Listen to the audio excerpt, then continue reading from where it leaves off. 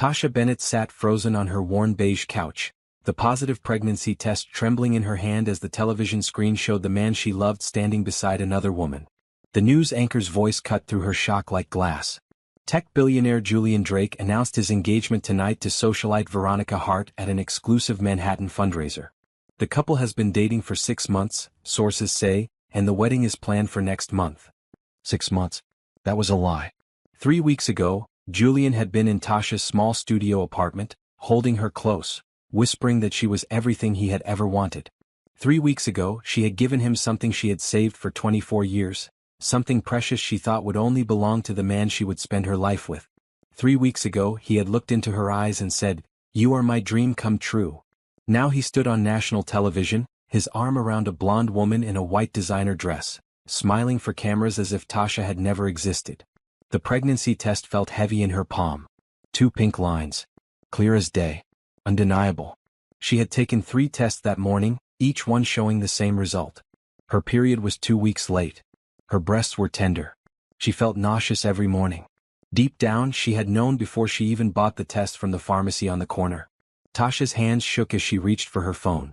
She had called Julian 17 times in the past 3 weeks. 17 calls that went straight to voicemail. She had sent 12 text messages, each one marked as delivered but never read. She had even tried emailing him through his company website, only to receive an automated response. And now she understood why. He had been planning this engagement the entire time. Her best friend Natasha Price had warned her. "Girl, men like Julian Drake don't end up with women like us," she had said after Tasha came home the morning after their night together, glowing with happiness. "He's a billionaire. You work in marketing at a nonprofit. This is not a fairy tale." But it had felt like one. Every moment with Julian had felt like magic, like destiny, like everything she had dreamed about since she was a little girl watching her parents dance in their tiny kitchen. The television screen now showed footage from earlier in the evening. Veronica Hearth, draped in diamonds, kissed Julian's cheek while photographers shouted for their attention. The woman looked perfectly polished, perfectly rich, perfectly everything that Tasha was not. Tasha looked down at her own clothes. She wore faded blue jeans and a red sweater her mother had given her for Christmas 3 years ago. Her apartment was small, barely 400 square feet, with a kitchenette that barely fit a stove and refrigerator. She made $38,000 a year coordinating social media for a children's literacy charity. What had she been thinking? That a man worth billions would actually want her? But he had wanted her. She knew he had. The way he looked at her that night was not fake. The tears in his eyes when she told him he was her only dream, those were real. The gentleness in his touch, the wonder in his voice, the promises he made in the darkness of her bedroom, all of it had been real. Hadn't it?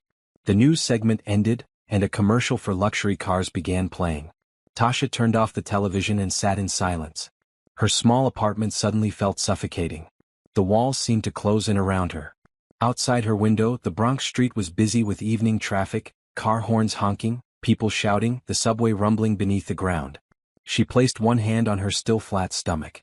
Baby. She was going to have a baby. Julian's baby. What was she going to do? Her phone buzzed.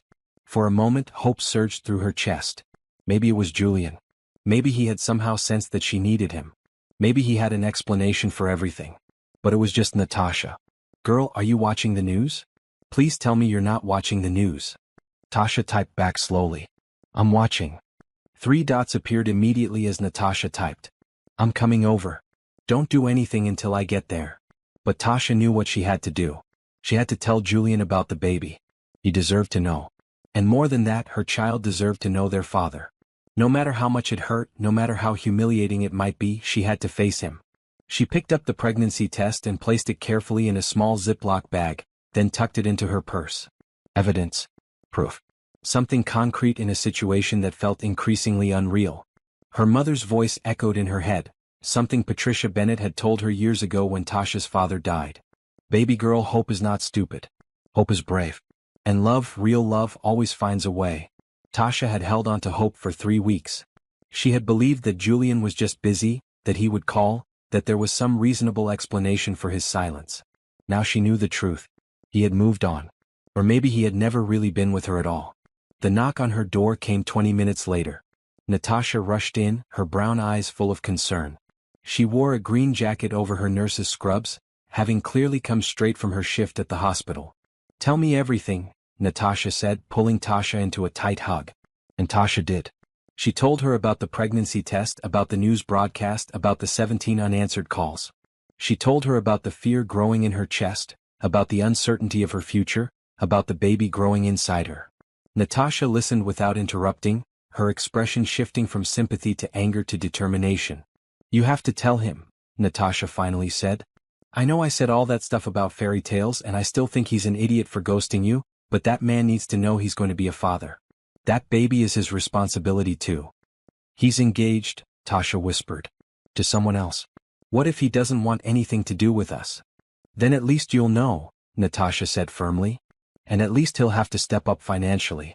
That's his child. He doesn't get to just walk away." Tasha nodded slowly. Her friend was right.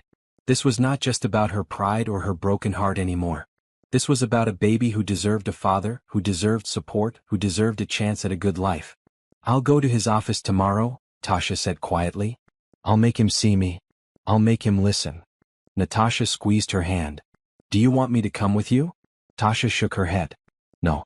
This is something I need to do alone." That night, Tasha lay in bed staring at the ceiling, her hand resting on her stomach. She thought about the night she and Julian had met, about how everything had felt so perfect, so right, so meant to be. Had it all been a lie? Or had something changed? Had Veronica come back into his life and made him forget about the girl from the Bronx who had given him her heart? Tomorrow she would find out. Tomorrow she would face the man who had promised her everything and then disappeared. Tomorrow she would fight for her baby's future, even if it meant facing rejection all over again. Because hope was not stupid. Hope was brave. And love, real love, always found a way. Even if that way was painful. Have you ever felt invisible to someone you loved? Have you ever wondered if you were just a moment they would forget? This story explores what happens when love faces its biggest test.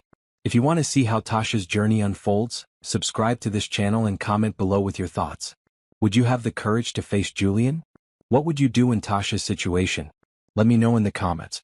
6 weeks earlier, Tasha had been standing in the corner of the grand ballroom at the Plaza Hotel, feeling completely out of place. She wore a borrowed maroon dress from Natasha's closet, simple but elegant, with her natural curls pulled back in a low bun.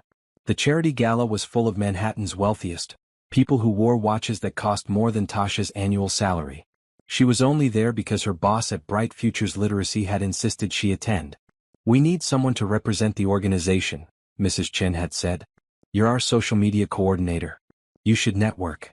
But Tasha did not know how to network with billionaires. She had grown up in a 2-bedroom apartment in the Bronx with her parents and 3 siblings. Her father had worked as a bus driver before he passed away from a heart attack when Tasha was 19. Her mother cleaned houses to make ends meet. Tasha had put herself through community college while working 2 jobs, then finally landed her position at the nonprofit 2 years ago. This world of champagne towers and designer gowns was not hers. "You look like you'd rather be anywhere else," a deep voice said beside her. Tasha turned and found herself looking up at one of the most handsome men she had ever seen. He was tall, with warm brown skin that suggested mixed heritage, dark eyes that seemed kind, and a smile that made her breath catch. He wore a perfectly tailored black tuxedo, but somehow he seemed more comfortable in it than anyone else in the room. "Is it that obvious?" Tasha asked, managing a small smile. "Only to someone else who feels the same way," he said, extending his hand. "I'm Julian. Julian Drake." Tasha froze. Julian Drake. The Julian Drake. The billionaire CEO whose company had revolutionized cloud computing. The man whose face was on the cover of Forbes magazine last month. The philanthropist who had donated millions to education initiatives. "I know who you are," she said softly, shaking his hand. His grip was warm and firm. "I'm Tasha. Tasha Bennett. I work for Bright Futures Literacy." "The children's literacy program," Julian said, his eyes lighting up. "I love what your organization does. Teaching kids to read, giving them access to books, that's real change. That's the kind of work that actually matters." Tasha felt her nervousness begin to fade. "You really mean that?" "I do," Julian said. "I grew up in a rough neighborhood in Detroit. My mother cleaned offices at night to support us. The only reason I made it out was because a teacher gave me books to read. Books opened up the whole world to me. Showed me that life could be bigger than what I saw around me." They talked for an hour, standing in that corner while the gala continued around them. Julian asked about her work, really listened to her answers, asked follow-up questions that showed genuine interest. He told her about his company, about his mother who still lived in Detroit and refused to move even though he had bought her a beautiful house. She says she doesn't want to leave her friends, Julian said with a fond smile. Says rich neighborhoods are too quiet. Tasha laughed. My mom is the same way. I offered to help her move to a better apartment, but she says she's lived in the Bronx for 30 years and she's not leaving now. To stubborn mothers, Julian said, raising his champagne glass. To stubborn mothers, Tasha echoed, clinking her water glass against his. When the charity auction began, Tasha watched in amazement as Julian bid $50,000 on a vacation package to Italy. But instead of keeping it for himself, he immediately turned to Tasha. Would Bright Futures be interested in this? He asked. You could auction it off for your own fundraiser.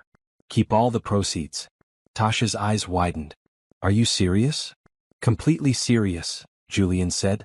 Consider it a donation. I'd rather see the money go to getting books into kids' hands than to some resort. She wanted to refuse, wanted to say it was too much, but the words stuck in her throat. $50,000 would fund their summer reading program for 3 years. It would mean reaching hundreds more children. How could she turn that down? Thank you, she said, her voice thick with emotion. You have no idea what this means. Thank you so much. It's my pleasure, Julian said softly. Really? As the evening continued, they gravitated back to each other. They talked about books they loved, about their families, about their dreams for the future. Julian told her about wanting to use his wealth to make real change in education. Tasha told him about her dream of one day running her own literacy program, maybe opening a community center where kids could come after school for tutoring and mentorship. You should do it, Julian said. I can tell you'd be amazing at it. Someday, Tasha said. When I've saved enough money. Money shouldn't be the thing that stops good people from doing good work, Julian said thoughtfully. That's one of the things I hate most about this world. All the wealth concentrated in the hands of people who just use it to make more wealth, while people like you have to struggle to make a real difference. When the gala ended around 11, Julian walked Tasha outside to where cars were lined up waiting for guests. A sleek silver car pulled up and a driver stepped out. Can I give you a ride home? Julian asked. It's late. Tasha hesitated for only a moment. Everything about the evening had felt safe, comfortable, right? That would be nice. Thank you. During the drive to the Bronx, they continued talking. Julian asked about her family, about her childhood, about her father who had passed away. She found herself telling him things she rarely shared, about how her father used to read to her every night, even after long shifts driving the bus. About how his death had devastated her family but also made her appreciate every day more. Julian listened with an intensity that made her feel truly seen. When she finished, he was quiet for a moment. He sounds like he was a great man, Julian said finally. The kind of father who leaves a legacy in how he loved his kids. He was, Tasha said softly. I try to make him proud every day. When the car pulled up to her building, Julian asked for her number. She gave it to him without hesitation, her heart racing with possibility. Can I take you to dinner? Julian asked. Tomorrow night? I'd like that, Tasha said, smiling. She got out of the car feeling like she was floating. As she walked up the 4 flights of stairs to her apartment, she kept replaying every moment of the evening in her mind. The way Julian looked at her. The way he listened. The way he seemed to genuinely care about her work, her dreams, her life. Natasha called 10 minutes after Tasha got home. Tell me everything, Natasha demanded. And don't leave anything out. Tasha told her about meeting Julian, about their conversation, about the donation, about the dinner date tomorrow. Tasha, Natasha said slowly. This man is a billionaire. Like with AB. Are you sure about this? I don't know what I'm sure about, Tasha admitted. But he was so kind, Natasha. So genuine. He didn't treat me like I was beneath him or like I didn't matter. He treated me like an equal. Just be careful, Natasha said. Rich men can afford to be charming. It doesn't always mean they're serious. But when Julian called the next morning to confirm their dinner plans, and when he sent flowers to her office with a note that said, looking forward to tonight, and when he picked her up in a regular car instead of a limousine because he said he wanted their evening to feel real and not like a show, Tasha began to believe that maybe, just maybe, this was real. Their dinner was at a small Italian restaurant in Greenwich Village. Nothing fancy, nothing over the top. Julian said he had been coming there since he first moved to New York 10 years ago, back when he was just starting his company and could barely afford their pasta dishes. They talked for 3 hours. About everything and nothing. About politics and music and movies and dreams. Julian told her about the struggles of building his company, about the investors who did not believe in him, about the nights he slept in his office because he could not afford both rent and office space. Money changes things, Julian said. But it doesn't change who you are inside. At least it shouldn't. I try to remember where I came from. I can tell, Tasha said. You're not like what I expected. What did you expect? Someone arrogant, Tasha admitted. Someone who thought they were better than everyone else because of their bank account. Julian laughed. I definitely know people like that. But that's not me. Money is just a tool. What matters is what you build with it, who you help with it, how you use it to make the world better. When he drove her home that night, he walked her to her building's entrance. They stood under the flickering streetlight, neither wanting the evening to end. I had an amazing time, Julian said. Can I see you again? I'd like that, Tasha said. He leaned in slowly, giving her time to pull away if she wanted to. But she didn't want to. Their first kiss was gentle, sweet, full of promise. Over the next 3 weeks they saw each other whenever they could. Julian's schedule was demanding, filled with meetings and business trips, but he made time for Tasha. They went to museums, walked through Central Park, got coffee at her favorite diner in the Bronx where her mother's friend worked. And slowly, carefully Tasha fell in love. She had never felt this way before. Had never connected with someone so deeply. Had never imagined that someone like Julian could see someone like her and choose her. But he did choose her. Every day he chose her. Or so she thought. The evening that changed everything started with rain. Tasha had just finished her shift at work when Julian called, his voice tired but warm. I know it's last minute, he said, but I just got back from San Francisco and I really want to see you. Can I come over? Of course, Tasha said, her heart already racing. I'll order pizza. But when Julian arrived at her apartment 40 minutes later, soaked from the rain, he did not want pizza. He wanted to talk. They sat on her small couch, their knees touching, and Julian told her about his week. About the investors pressuring him to take his company public. About the exhaustion of constant travel. About the loneliness of his life despite being surrounded by people all the time. I feel like I can breathe when I'm with you, Julian said softly. Like I can just be myself. Not Julian Drake the CEO. Just Julian. You can always be just Julian with me, Tasha said, taking his hand. They ordered Chinese food and watched a movie, but neither of them paid much attention to the screen. They talked instead about everything. About Julian's childhood in Detroit, about Tasha's father, about their fears and hopes and dreams. I want to make a real difference, Julian said at one point. Not just donate money.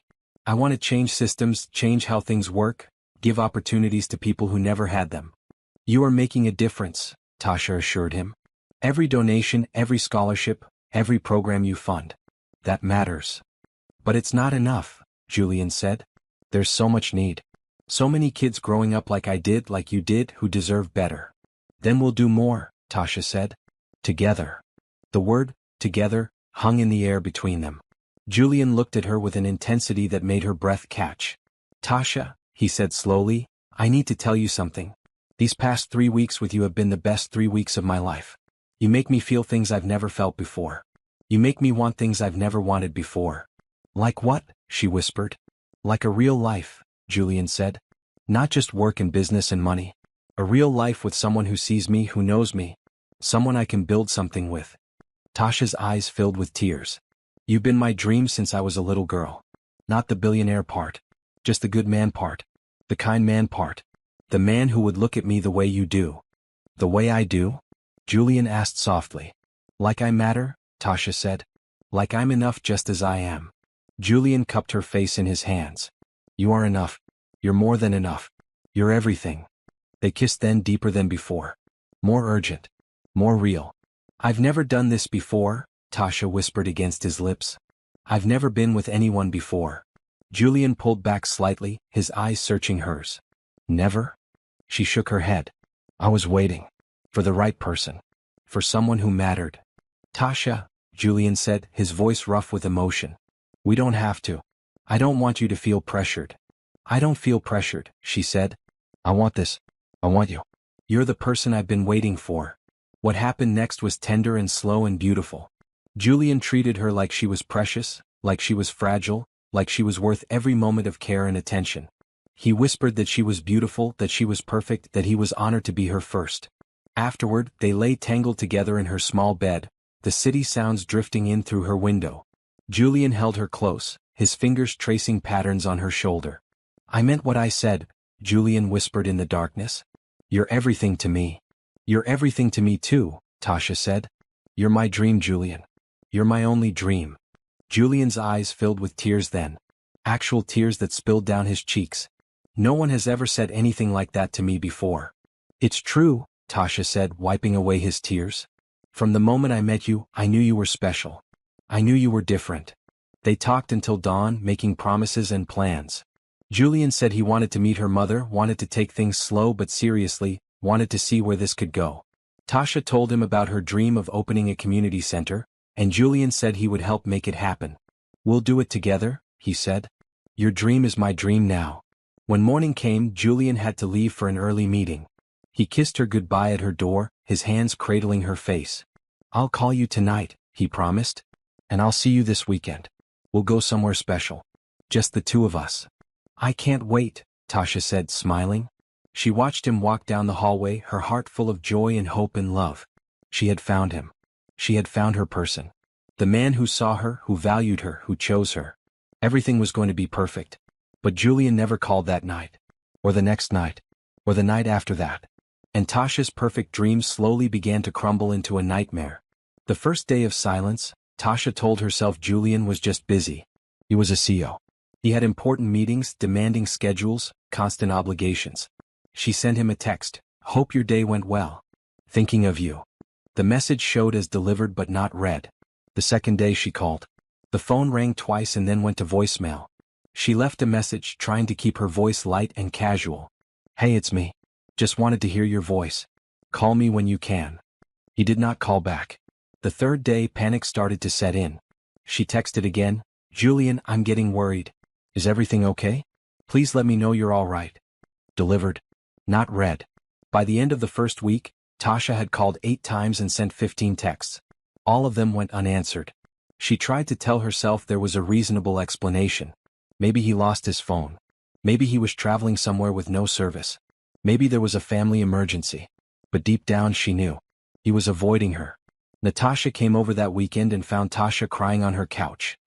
"He's ghosting me," Tasha said through her tears. "After everything we shared, after what we did, he's just gone."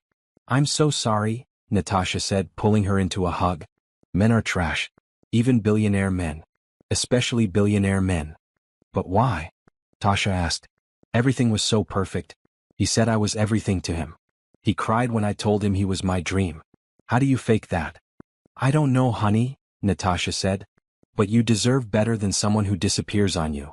The second week, Tasha saw the first tabloid photo. Julian Drake at a charity benefit in Los Angeles, his arm around a stunning blonde woman in a white dress. The caption read, "Tech billionaire Julian Drake and girlfriend Veronica Hart make their first public appearance." Girlfriend. Not rumored girlfriend, or date. Girlfriend. Tasha stared at the photo on her phone, feeling sick. The woman was beautiful, polished, everything Tasha was not. She wore diamonds that probably cost more than Tasha would earn in her lifetime. She looked like she belonged in Julian's world. Maybe that was the truth. Maybe Tasha had been kidding herself all along. She tried calling Julian's office directly. A professional-sounding assistant answered. "I need to speak with Julian Drake," Tasha said, trying to keep her voice steady. "Mr. Drake is not available. Can I take a message?" "This is Tasha Bennett. He knows me. It's important." There was a pause. "I'm sorry, but Mr. Drake is not taking calls at this time. If you'd like to email, I can provide you with our general inquiries address." "No," Tasha said desperately. "Please, I really need to talk to him. Can you just tell him I called?" "Tell him Tasha called." "I'll make a note," the assistant said in a tone that suggested the note would go directly into the trash. "Have a good day." The phone clicked off. Tasha sat in her apartment, feeling more alone than she had since her father died. How had everything fallen apart so quickly? How had she gone from feeling loved and cherished to feeling discarded and forgotten in the space of 2 weeks? Her mother called that evening, her voice full of concern. "Baby, are you okay? You sounded sad when we talked yesterday." "I'm fine, Mama," Tasha lied. "You're not fine," Patricia Bennett said firmly. "Tell me what's wrong." And Tasha did. She told her mother everything. About meeting Julian, about falling in love, about giving him her virginity, about the silence and the ghosting and the photos with another woman. Patricia was quiet for a long moment after Tasha finished. "Baby," she finally said, "I'm going to tell you what my mama told me when I was your age. A man who treats you like you're disposable is not a man worth your tears. But a man who made you feel loved, who made you feel seen, maybe he's just lost his way. Maybe he needs to be reminded of what matters. Mama, he won't even take my calls." "Then you make him take your call," Patricia said. "You show up at his door. You look him in the eye. And you tell him that love is not something you throw away just because it's inconvenient." "I'm scared," Tasha admitted. "Being brave means being scared and doing it anyway," her mother said. "And you are brave, baby. You're my daughter." The third week, Tasha missed her period. At first, she told herself it was stress. Her cycle had always been irregular. But when she woke up nauseous 3 mornings in a row, when her breasts started feeling tender, when she felt exhausted no matter how much sleep she got, she knew. She bought 3 pregnancy tests from different brands, took them all on the same morning, and watched as all 3 showed 2 pink lines. Positive. Undeniably positive. She was pregnant with Julian Drake's baby. Tasha sat on her bathroom floor, the tests lined up in front of her, and tried to process what this meant. She was going to be a mother. At 24. Single. With barely enough money to support herself, let alone a child. But even through the fear there was something else. A small spark of joy. A tiny voice that said this baby was made from love, even if that love had not lasted. This baby was part of her and part of Julian, and that meant something. She called Natasha. "I need you to come over. Right now." When Natasha arrived and saw the pregnancy tests, her eyes went wide. "Oh, Tasha." "I know," Tasha said. "You have to tell him," Natasha said firmly. "Like today. Right now. He needs to know." "He won't answer my calls." "Then we go to his office," Natasha said. "We march right into that fancy building and we make him listen. That's his baby. He doesn't get to ignore this." But before they could make plans, Tasha turned on the television to find the news broadcast about Julian's engagement.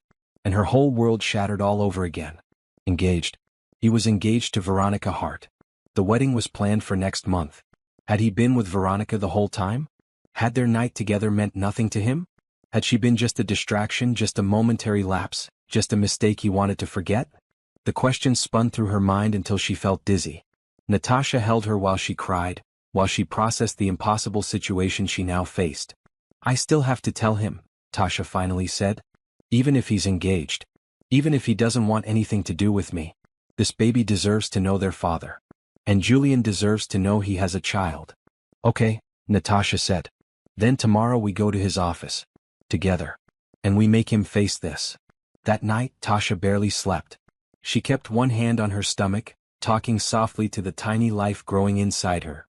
"I don't know what's going to happen," she whispered. "I don't know if your daddy will want to know you. But I promise you, baby, I will love you enough for both of us. You will be loved. You will be wanted.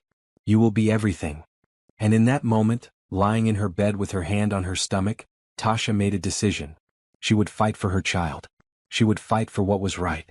And she would not let fear or pride or heartbreak stop her from doing what needed to be done. Tomorrow she would face Julian Drake. Tomorrow she would tell him about the baby. Tomorrow she would demand that he step up and take responsibility. Because kindness and hope and love had guided her this far. And those same things would guide her through whatever came next. Tasha stood outside Drake Technologies headquarters at 8:30 in the morning, wearing her best blue dress and the maroon coat her mother had bought her for job interviews. The building was 60 stories of steel and glass, gleaming in the morning sun. She felt impossibly small standing in front of it. Natasha squeezed her hand. "You can do this." "I can do this," Tasha repeated, trying to believe it.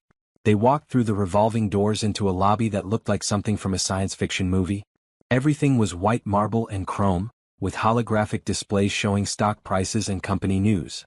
Security guards in dark suits stood at every entrance. Tasha approached the main desk, where a young woman with perfect makeup sat typing. "I need to see Julian Drake," Tasha said, trying to sound confident. The receptionist looked up with a practiced smile. "Do you have an appointment?" "No, but this is urgent. My name is Tasha Bennett. Please tell him I'm here." "I'm sorry, but Mr. Drake does not see anyone without an appointment. If you'd like to schedule something, I can connect you with his assistant's office." "Please," Tasha said, her voice breaking slightly. "I really need to see him. It's important." The receptionist's expression softened slightly. Let me call up to his office. One moment. She picked up her phone and spoke quietly. After a moment she hung up and shook her head. I'm sorry, but Mr. Drake is in meetings all day and cannot see anyone. Tasha felt tears threatening. She had come all this way, gathered all her courage, and she was being turned away at the lobby. But then Natasha stepped forward, her voice firm. Tell his assistant that Tasha Bennett is here with urgent personal news that Mr. Drake needs to hear in person. Tell them that if he doesn't come down here in the next 10 minutes, she'll be taking her news to the media instead. Tasha looked at her friend in shock, but Natasha just shrugged. Sometimes you have to play hardball. The receptionist looked uncertain, but she made another call. This time when she hung up, her expression had changed. Mr. Drake's assistant will be down shortly, she said. They waited in the lobby for 15 minutes. Tasha's heart pounded so hard she thought it might burst out of her chest. What would she say? How would she tell him? What if he reacted badly? Finally, a tall black woman in a green suit stepped out of the elevator and approached them. Ms. Bennett? Yes, Tasha said, standing up. I'm Beverly Drake, Mr. Drake's mother and executive assistant, the woman said. Her voice was kind but professional. Julian will see you. Please follow me. Natasha started to come too, but Beverly shook her head gently. I'm sorry, but Mr. Drake requested to see Ms. Bennett alone. It's okay, Tasha told Natasha. I'll be fine. They rode the elevator to the 50th floor in silence. Beverly kept glancing at Tasha with a curious expression, as if trying to figure out who she was and why Julian had agreed to see her. The executive floor was stunning. Floor-to-ceiling windows looked out over Manhattan. Everything was sleek and modern and expensive. Beverly led Tasha down a hallway to a corner office with double doors. He's inside, Beverly said. Then she added softly, whatever you need to tell him, he'll listen. My son is a good man. Tasha nodded, grateful for the kindness. She took a deep breath and knocked. Come in, Julian's voice called. She pushed open the door and there he was. Julian Drake, sitting behind a massive desk, wearing a charcoal suit and a blue tie. He looked tired. There were dark circles under his eyes. But when he saw her, his entire face changed. Tasha, he breathed, standing up quickly. For a moment they just stared at each other. Tasha's carefully planned speech evaporated from her mind. All she could think was how much she had missed him, how much it hurt to see him, how much she still loved him despite everything. You've been avoiding my calls, she finally said. Julian closed his eyes. I know. I'm sorry. I'm so sorry. Why? Tasha asked, her voice breaking. Why did you disappear? After everything we shared, after everything you said, why did you just vanish? It's complicated, Julian said, running his hand over his face. Then uncomplicated, Tasha said. I deserve an explanation, Julian. I gave you everything. I trusted you. And you threw me away like I meant nothing. You meant everything, Julian said desperately, walking around his desk toward her. You still mean everything. But things happened, things I couldn't control, and I thought I was doing the right thing by staying away. What things? Tasha demanded. What could possibly justify treating me like this? Julian looked like he wanted to reach for her but stopped himself. Veronica came back. She's my ex from years ago. She showed up with documents, with proof that her father's investment company had legal grounds to pull out of a major deal if I didn't give her another chance. It would have cost my company billions, would have destroyed thousands of jobs. She gave me an ultimatum. So you chose her, Tasha said flatly. You chose money over me. I chose to protect my employees, Julian said. I chose to save the company my team had worked so hard to build. But that doesn't mean I stopped caring about you. I think about you every day. I dream about you every night. Walking away from you was the hardest thing I've ever done. Then why did you do it? Tasha asked, tears streaming down her face. Why didn't you at least talk to me? Why didn't you give me a chance to understand? Because I knew if I heard your voice, if I saw your face, I wouldn't be able to walk away, Julian said. And at the time, I thought walking away was the only option. At the time? Tasha repeated. What about now? You're engaged, Julian. You're planning a wedding. I know, Julian said miserably. And I hate it. Every day I hate it. I don't love Veronica. I don't even like her. But I made a commitment to save my company, and now I'm trapped. Tasha took a shaky breath. This was it. This was the moment that would change everything. I'm pregnant, she said quietly. Julian froze. What? I'm pregnant, Tasha repeated, pulling the Ziploc bag with the pregnancy test from her purse. With your baby. That night we spent together, I got pregnant. I found out 3 weeks ago. Julian stared at the pregnancy test, his face going pale. Then red. Then pale again. He sat down heavily in his chair, his hands shaking. A baby, he whispered. We're having a baby. I'm having a baby, Tasha corrected. I'm not asking you for anything. I just thought you deserved to know. That's all. I'll raise this child on my own if I have to. No, Julian said firmly, looking up at her with fierce determination. No, you won't. That's my child. My responsibility. My family. You're engaged to someone else, Tasha pointed out. Then I'll break the engagement, Julian said, standing up again. I'll find another way to deal with Veronica and her father. I'll figure it out. But I'm not abandoning you or our baby. Never. Julian, Tasha started, but he cut her off.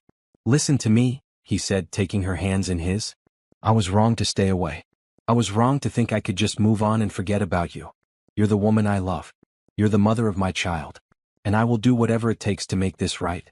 Whatever you need, whatever support you want, I'm here. I'm not going anywhere. Before Tasha could respond, the office door burst open.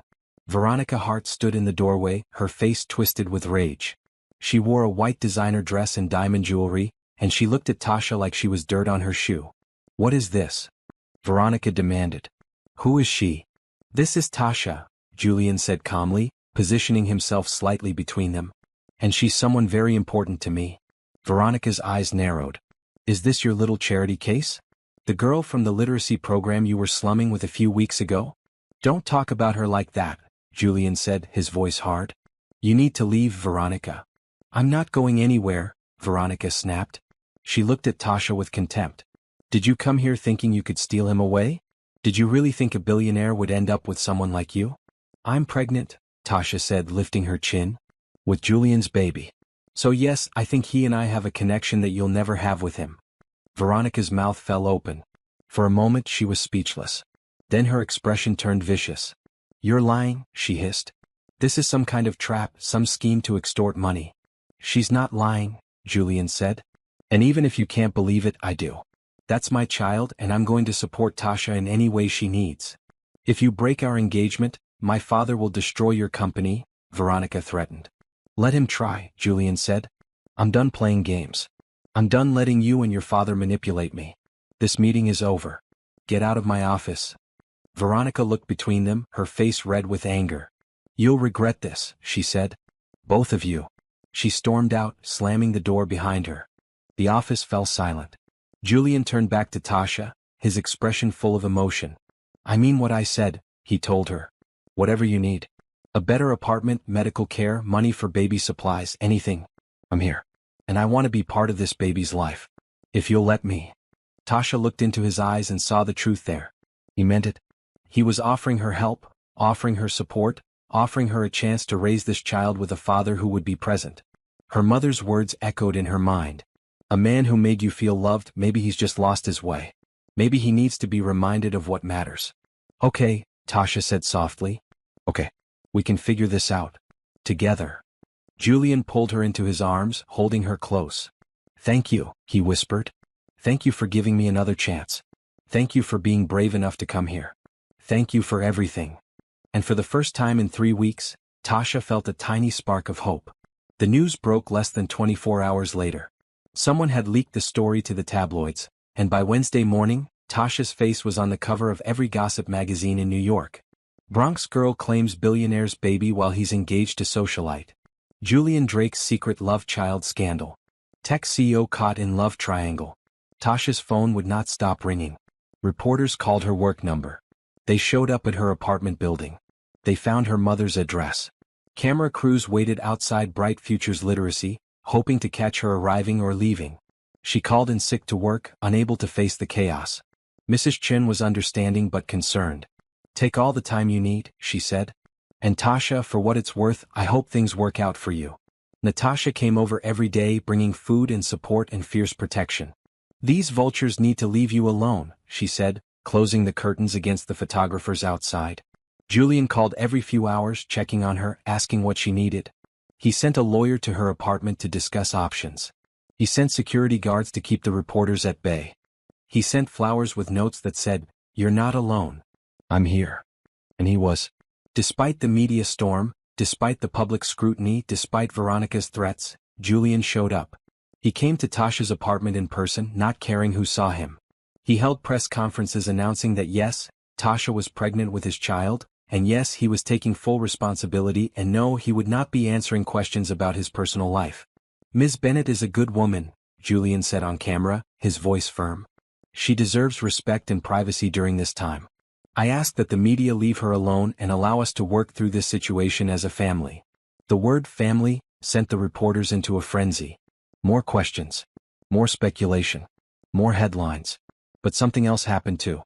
Support started pouring in. Women on social media shared their own stories of being abandoned by wealthy men, of being shamed for getting pregnant, of being treated like they did not matter.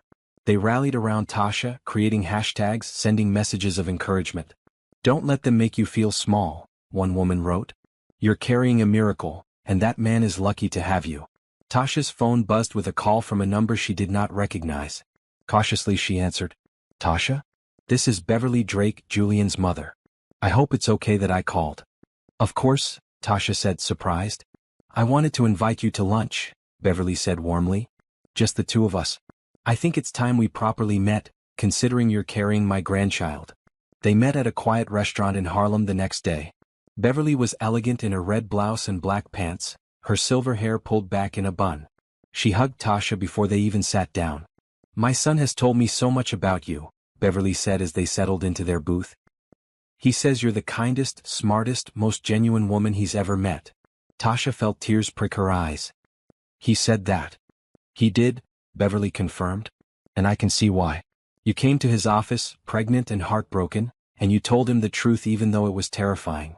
That takes real courage. They talked for 2 hours. Beverly told stories about Julian as a boy, about how hard he had worked to get where he was, about how proud she was of the man he had become. She asked Tasha about her family, her job, her dreams. I want you to know something, Beverly said as lunch ended. Julian made a mistake getting involved with Veronica. That woman and her father are manipulative and cruel. But my son has a good heart. He's trying to do right by you and that baby. Please give him a chance to prove himself. I am, Tasha said. I'm trying. Beverly took her hand. And I'm going to support you both. Whatever you need, you tell me. A grandmother looks out for her grandchildren and their mothers. That evening, Julian came to Tasha's apartment with boxes of food from her favorite restaurant. They sat on her couch and ate together, the television off, just talking quietly. My lawyer thinks we can find a way out of the situation with Veronica's father, Julian said. It might take some time, but there are options. What about the engagement? Tasha asked. I broke it off, Julian said simply. This morning. Publicly. I held a press conference and announced that I made a mistake, that I was engaged for the wrong reasons, and that I'm committed to being a father to my child with you. Tasha stared at him. You did what? I broke the engagement, Julian repeated. Veronica was furious. Her father threatened legal action. But I don't care anymore. I care about you. I care about our baby. I care about doing what's right. What about your company? We'll figure it out, Julian said. Gordon and I have been working on alternative financing. It'll be tough, but we'll survive. And even if we didn't, I'd rather lose everything and be with you than keep everything and lose you. Tasha felt her heart crack open. Julian. I love you, he said. I've loved you since the night we met at that gala. I loved you when we spent that perfect night together. I loved you when I stupidly walked away. And I love you now. I'm sorry I wasn't brave enough to say it before. I'm sorry I let fear and business concerns override what I knew in my heart. But I'm saying it now. I love you, Tasha Bennett. And I want to build a life with you if you'll have me. Tasha wiped tears from her cheeks. I love you too. I never stopped loving you even when you disappeared. Even when I saw you with her. Even when it hurt so much I could barely breathe. They kissed then, gently, carefully, like they were both afraid to break this fragile moment of reconnection. So what happens now?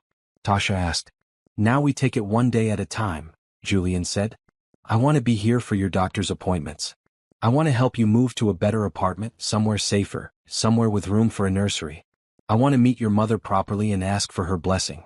I want to prove to you that I'm serious about this, about us, about being a real family.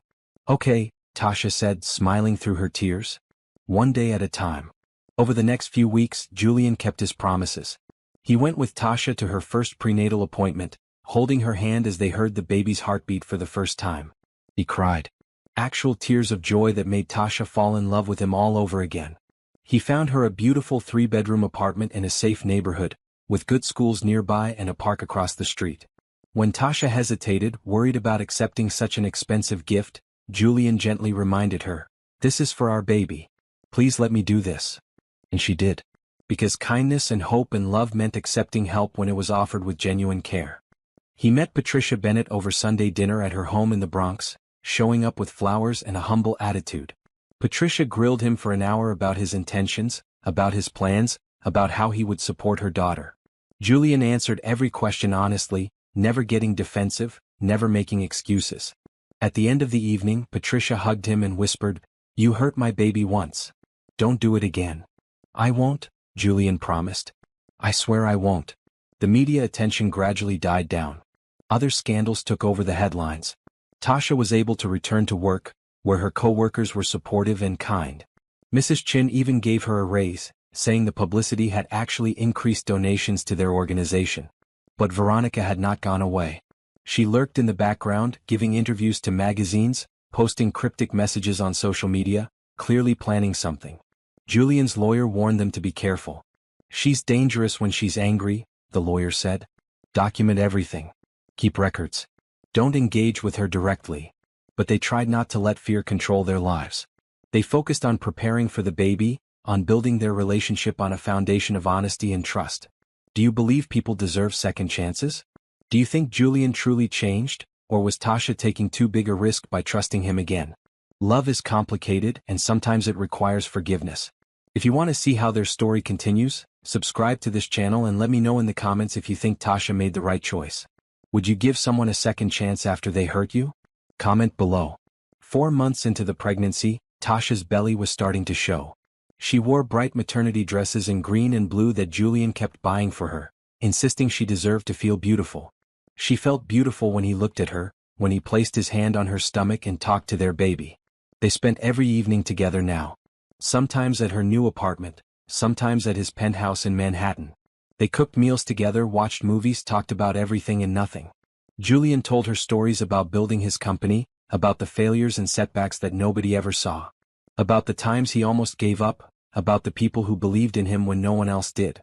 "Gordon was my first investor," Julian said one evening as they made pasta together in her kitchen.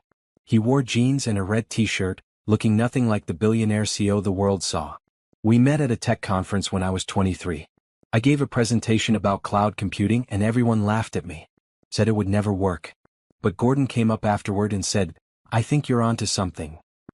"He sounds like a good friend," Tasha said, stirring the sauce. "The best," Julian agreed. "He stuck with me through everything. When investors pulled out, when the tech bubble burst, when it looked like we'd lose everything. He never wavered." Tasha told Julian about her childhood, about growing up with 3 siblings in a small apartment, about how her father would do magic tricks for them when money was tight and there was nothing to do. About how her mother held the family together after he died, working 2 jobs while still making time for homework help and school events. "She sounds amazing," Julian said. "She is," Tasha said. "She taught me that love means showing up. Not just saying pretty words but actually being there when things are hard." Julian took her hand. "I'm here. And I'm not leaving." They went to childbirth classes together, sitting in a circle with other expectant couples. Julian was the only one who took notes. The only one who asked detailed questions about contractions and breathing techniques. The other fathers teased him gently but he did not care. "I want to be prepared," he said. "I want to be a good father." "You will be," Tasha assured him. They toured hospitals, choosing the one where Tasha would give birth. They interviewed pediatricians.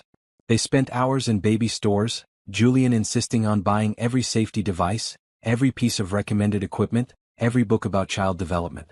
"You're going overboard," Tasha laughed as he loaded their cart with yet another monitor. "I'm being thorough," Julian corrected with a grin. Beverly Drake came over often, bringing home-cooked meals and advice and stories about raising Julian. She and Patricia became friends, bonding over their protective instincts for their children. "These two," Beverly said one Sunday afternoon as they all had dinner together, "they're going to be okay. I can feel it." "They better be," Patricia said, but her eyes were warm. Gordon came to dinner too sometimes, always bringing wine for the adults and sparkling juice for Tasha. He was funny and kind, telling embarrassing stories about Julian's early days in business. He once pitched to investors while wearing mismatched socks, Gordon said, laughing. And when they pointed it out, he said, "If you're focused on my socks instead of my ideas, you're not the right investors for me." They funded him anyway. Julian and Tasha decorated the nursery together. Julian wanted to hire professional designers, but Tasha insisted they do it themselves. They painted the walls a soft yellow, not wanting to know the baby's gender yet. They built the crib together, Julian reading instructions while Tasha handed him tools. "I could have hired people for this," he said, struggling with a particularly difficult bolt. "But then we wouldn't have the memory of doing it together," Tasha pointed out. "This way, every time we put our baby in this crib, we'll remember building it. We'll remember this time." Julian stopped working and looked at her with such love it took her breath away. "How did I get so lucky to find you?" "I ask myself the same thing," Tasha said softly. They talked about the future. About what kind of parents they wanted to be. About values they wanted to teach their child. About balancing work and family. "I'm scaling back at the company," Julian told her one evening. "Promoting more people to leadership positions. Delegating more. I don't want to be an absent father. I don't want to miss bedtimes and first words in soccer games." "Are you sure?" Tasha asked. "I know the company is important to you." "You're more important," Julian said. "You and this baby. You're my real life. The company is just how I pay for things." Tasha leaned against him, feeling safe and loved and hopeful. "I'm starting to believe we can really do this. That this can really work." "It is working," Julian said, kissing the top of her head. "We're already doing it." At 6 months pregnant, Tasha finally felt comfortable telling Julian more about her fears. About the poverty she had grown up with, about the constant stress of not having enough money, about watching her mother work herself to exhaustion. "I'm afraid I won't be a good enough mother," she admitted. "What if I mess everything up? What if I can't give our baby what they need?" Julian took both her hands in his. "You're going to be an incredible mother. I know this because I've watched how you care about people. How you show up for your friends. How you talk about the kids in your literacy program. You have so much love to give." "But what if love isn't enough?" Tasha whispered. "Love is always enough," Julian said. "My mother raised me on love and determination and hope. We didn't have money. We didn't have connections. But we had love. And that made all the difference." They lay in bed that night, Tasha's head on Julian's chest, his hand on her belly feeling the baby kick. "I think she likes you," Tasha said. "She?" Julian asked. "Just a feeling," Tasha said. "I think we're having a girl." "Boy or girl, they'll be perfect," Julian said. "Because they're ours." 7 months in, they had their first real disagreement. Julian wanted to marry Tasha. He proposed one evening with a beautiful ring, getting down on one knee in her living room. "Marry me," he said. "Let's be a real family. Let's make this official." But Tasha hesitated. "I want to marry you," she said carefully. "But not yet. Not like this." "Like what?" Julian asked, confused. "Like we're only doing it because of the baby," Tasha explained. "I want us to get married because we can't imagine life without each other. Not because it's the responsible thing to do. Not because of social pressure. But because we choose each other every single day and we want to make that choice permanent." Julian was quiet for a long moment. Then he nodded. "You're right. I'm sorry. I was rushing things."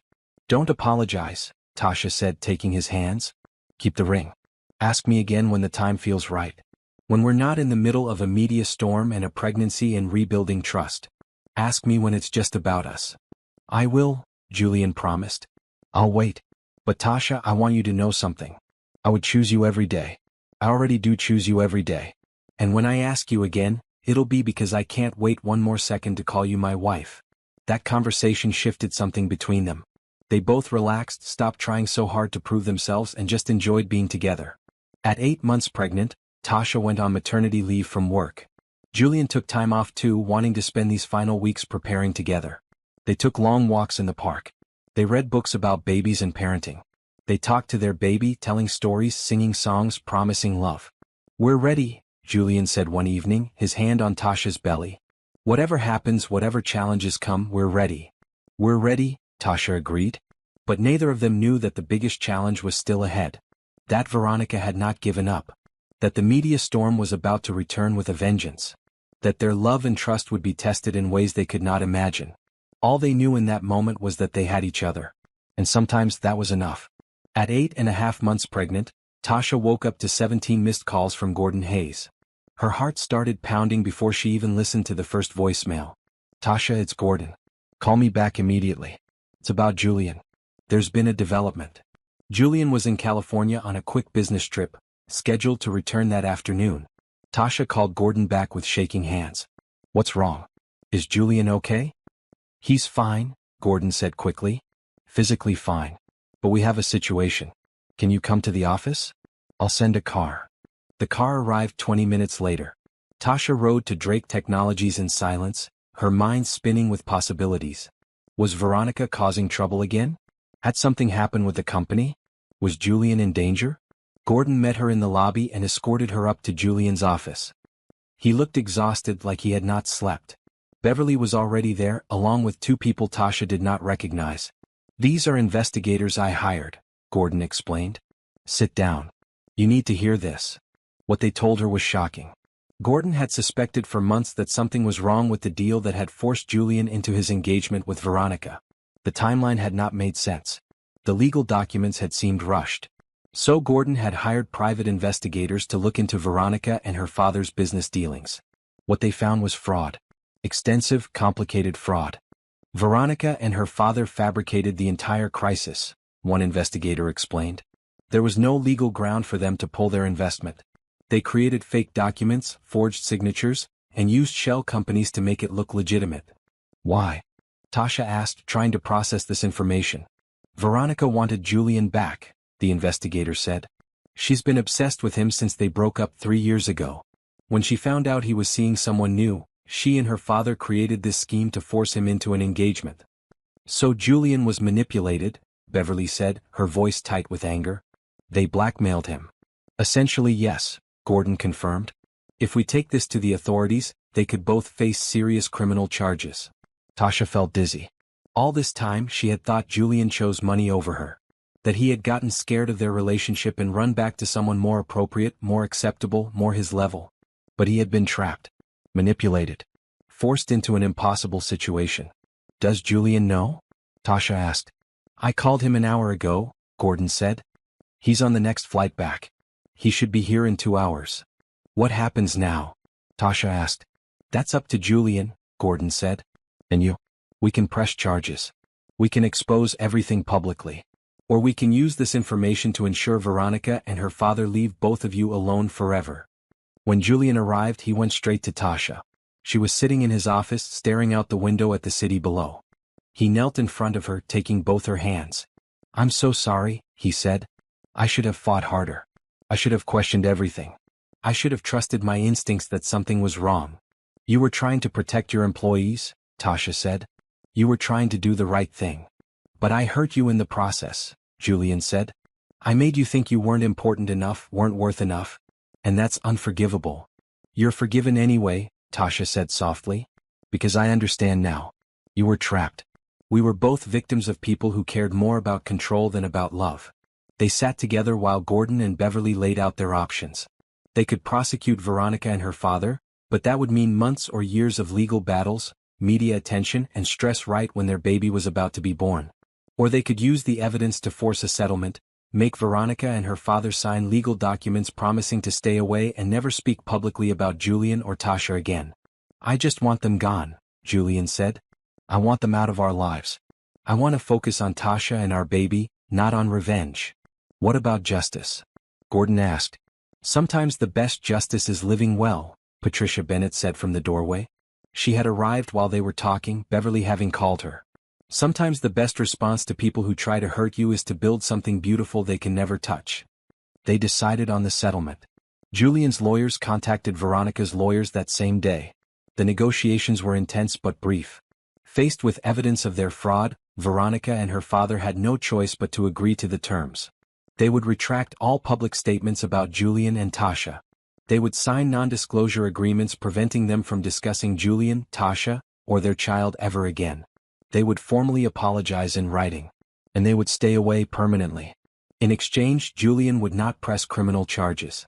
The settlement was finalized 3 days later. Veronica's father released a statement saying there had been misunderstandings about their business relationship with Drake Technologies.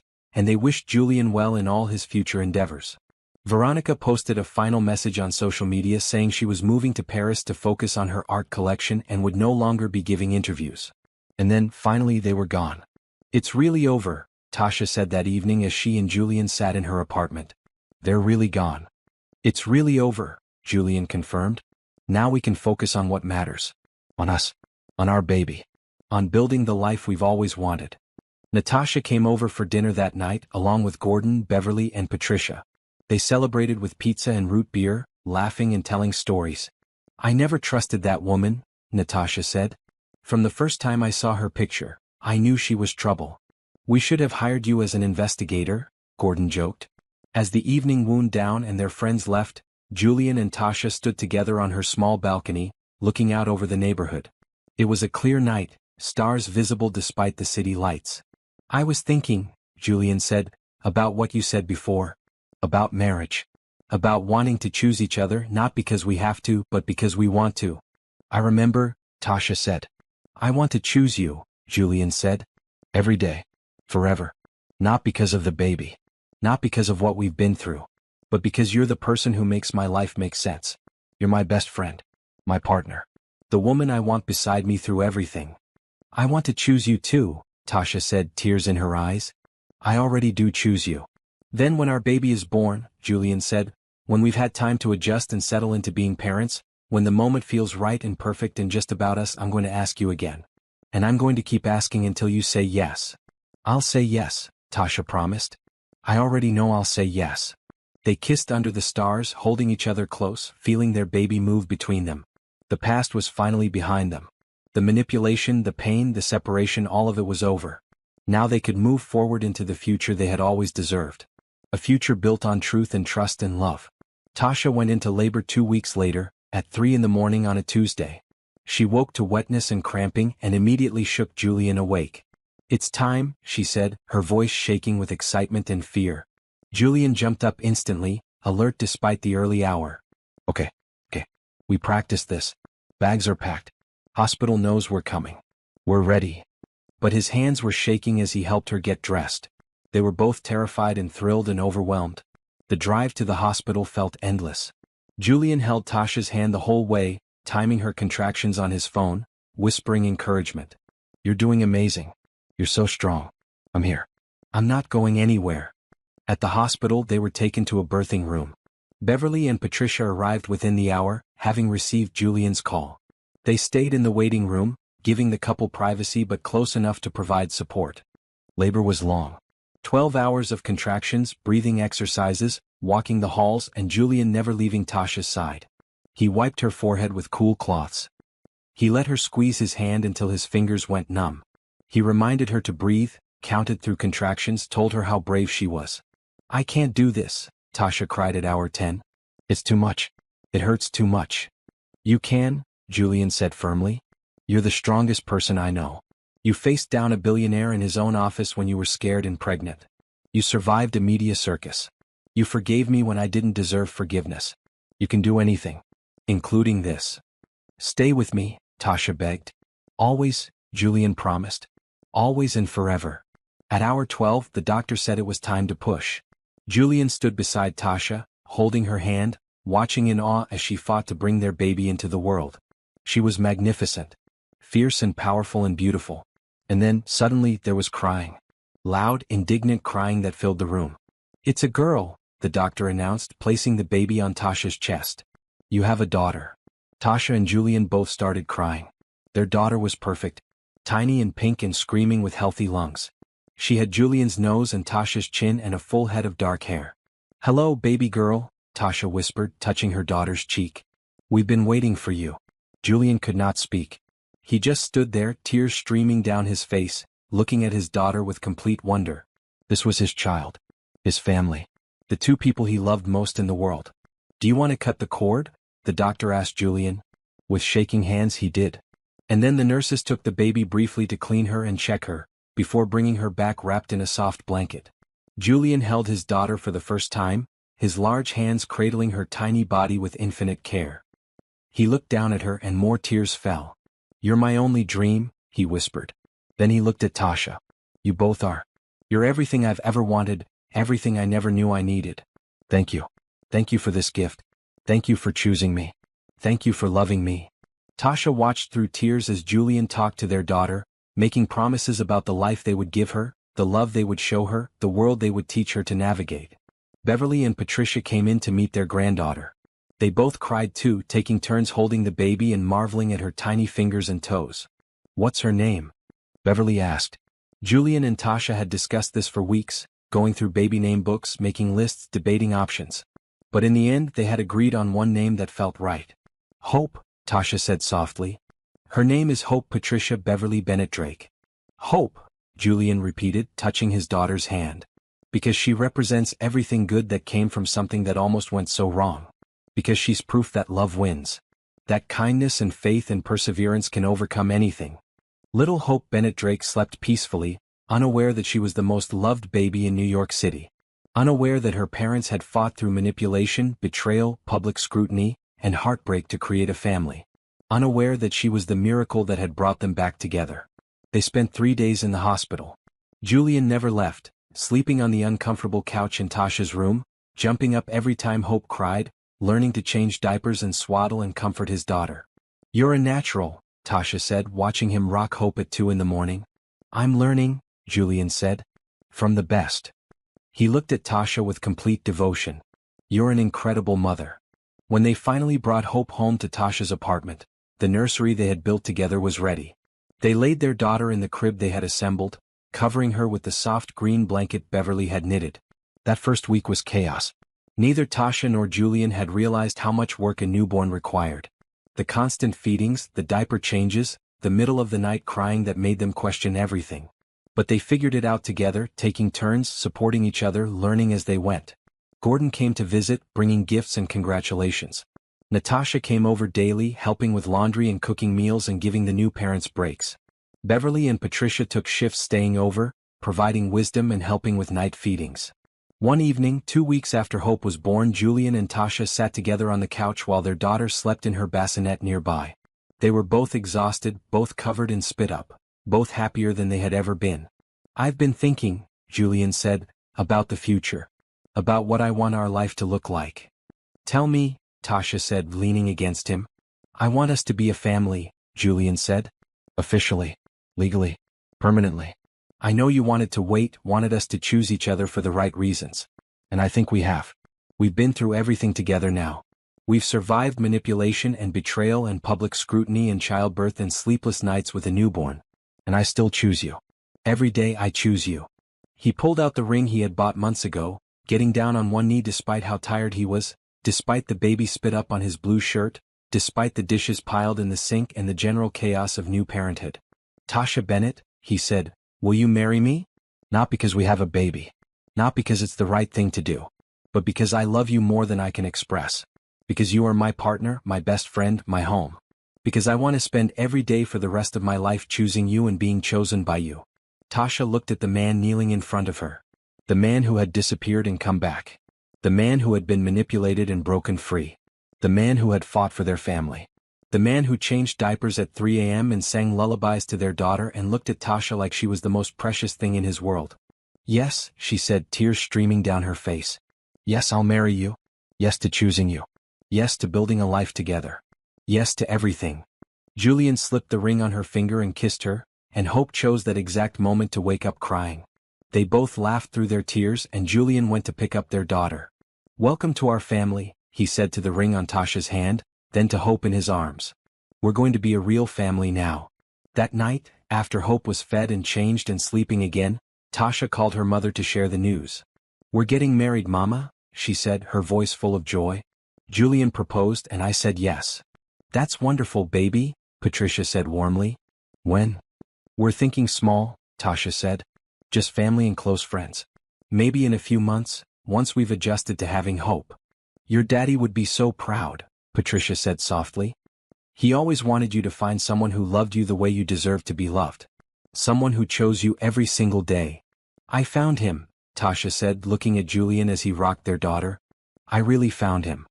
The wedding took place 4 months later in a small garden in Brooklyn, with 20 guests and a perfect spring day. Tasha wore a maroon dress that flowed around her post-baby body, simple and elegant. Julian wore a gray suit with a blue tie. Baby Hope wore a tiny white dress and slept peacefully in Beverly's arms during the ceremony. Natasha stood as Tasha's maid of honor. Gordon stood as Julian's best man. Patricia walked Tasha down the aisle, tears streaming down her face. Beverly beamed from the front row, holding her granddaughter. The ceremony was simple and heartfelt. They wrote their own vows. "Tasha," Julian said, his voice thick with emotion, "you saved me. Not because I needed rescuing but because you showed me what real love looks like.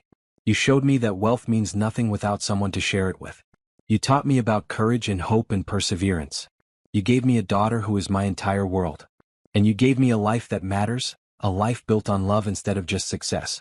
I promise to choose you every day, to support your dreams, to be your partner in everything, to love you and hope with everything I have."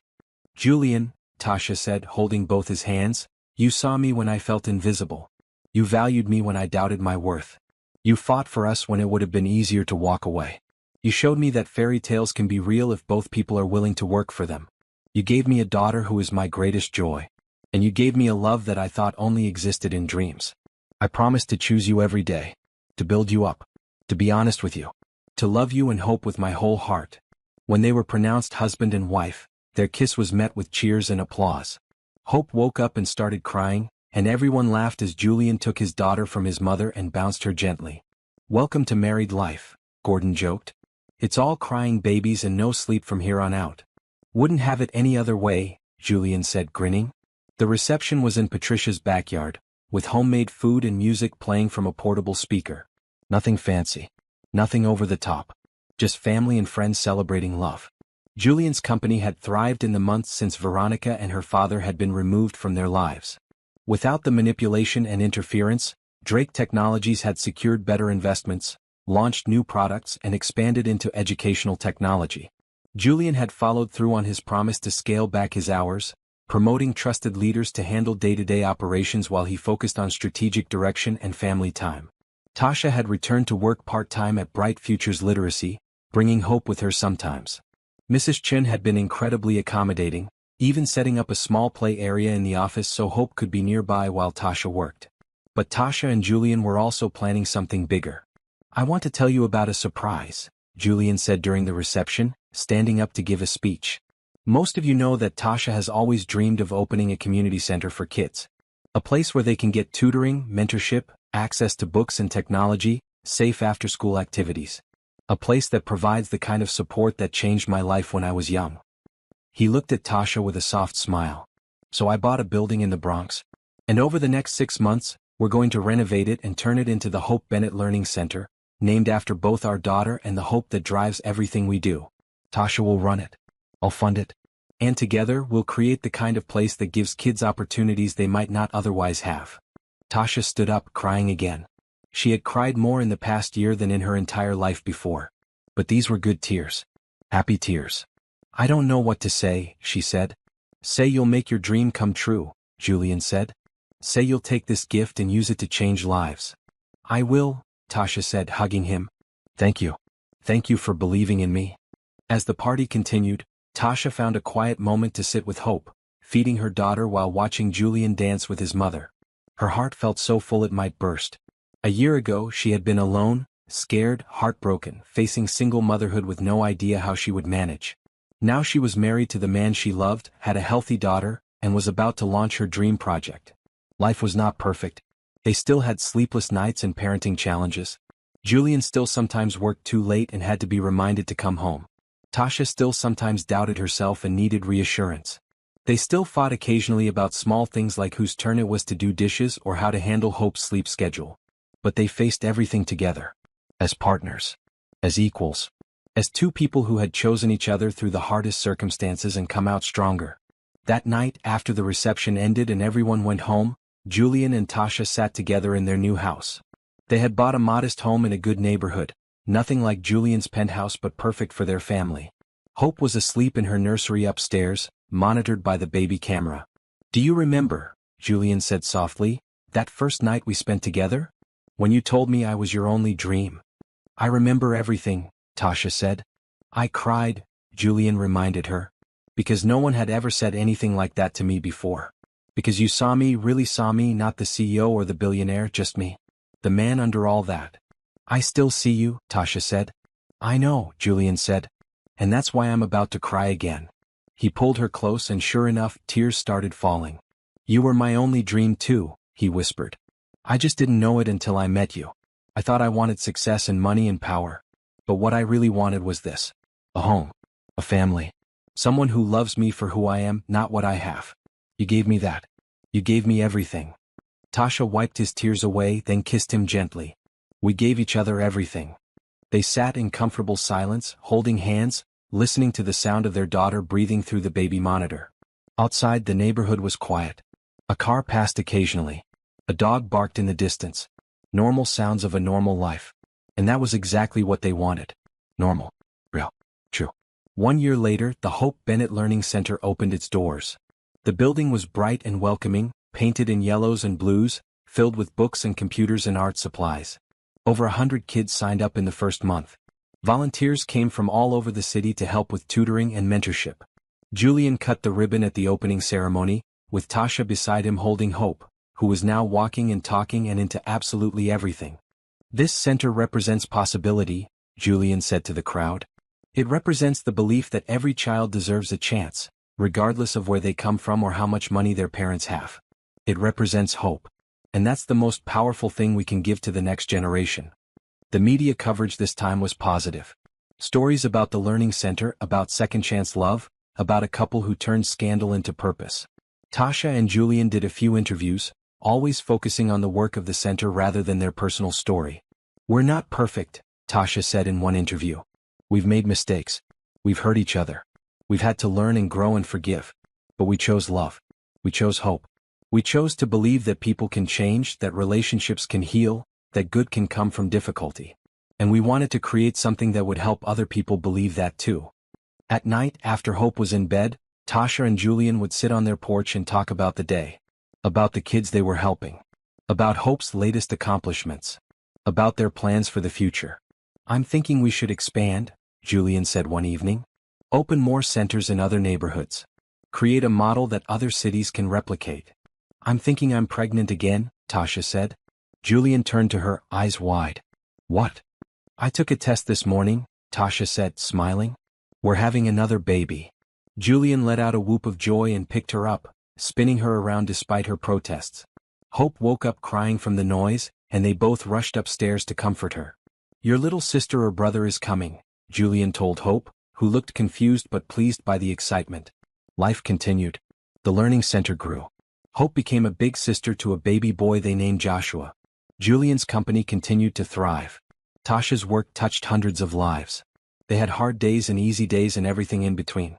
But through it all they chose each other. Every single day they chose love. 10 years after that night in Tasha's small apartment, they sat together at Hope's 10th birthday party. Their daughter was smart and kind and curious, reading at a high school level and already talking about becoming a teacher.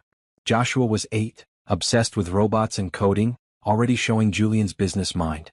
And their youngest, Angela, was 5, full of energy and laughter and mischief. Can you believe it's been 10 years? Tasha asked Julian as they watched their children play. Best 10 years of my life, Julian said. And I'm grateful for every moment. The good ones and the hard ones. All of it brought us here. To our noisy, chaotic, beautiful life, Tasha said, raising her water bottle in a toast. To our noisy, chaotic, beautiful life, Julian echoed. That night, after the party ended and the kids were finally asleep, Julian pulled Tasha onto their porch swing. The same porch where they had sat when Tasha told him about her second pregnancy. The same porch where they had made countless plans and shared countless dreams. Do you remember, Julian said, when you told me I was your only dream? I'll never forget, Tasha said. You still are, Julian said, tears in his eyes again. After all these years, he still cried when he thought about how close he came to losing her. You and our kids. This life we built. You're everything I ever dreamed of and so much more. You're my dream too, Tasha said softly. You always will be. They kissed under the stars, the same stars that had witnessed their first kiss, their first fight, their reconciliation, their wedding, and every important moment in between. And in that moment, they knew with absolute certainty that they had made the right choice. That love was always worth fighting for. That hope could overcome anything. That kindness and perseverance and faith could build something beautiful from something broken. Their fairy tale had not been perfect, but it had been real. And that made it better than any fantasy could ever be.